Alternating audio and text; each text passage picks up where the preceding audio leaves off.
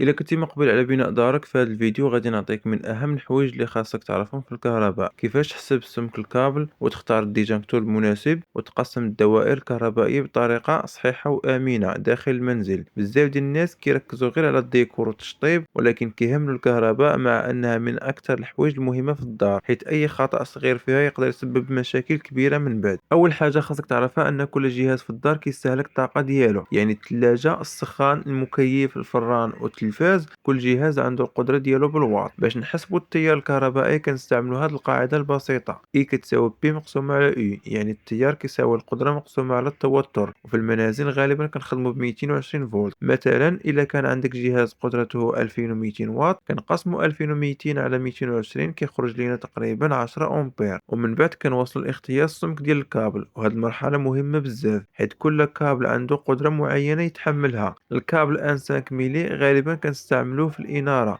والكابل دو 5 ميلي للبريزات العادية، والكابل 4 ميلي للأجهزة القوية بحال السخان والفران، والكابل 6 و 10 ميلي للأحمال الكبيرة وغالبا كنستعملوهم في التغذية الرئيسية. رابع حاجة اختيار ديجانكتور، خاصو يكون أكبر شوية من التيار المحسوب ولكن مناسب للكابل. الكابل ان 5 ميلي كنستعملو ليه ديجانكتور 10 أمبير، والكابل دو 5 ميلي كنستعملو ليه ديجانكتور 16 أو 20 أمبير، والكابل 4 ميلي كنستعملو ليه ديجانكتور من 20 حتى ل 25 أمبير. ديما الديجانكتور خاصو يحمي الكابل ماشي العكس. الخلاصة حسب التيار واختار الكابل ومن بعد اختار الديجانكتور المناسب.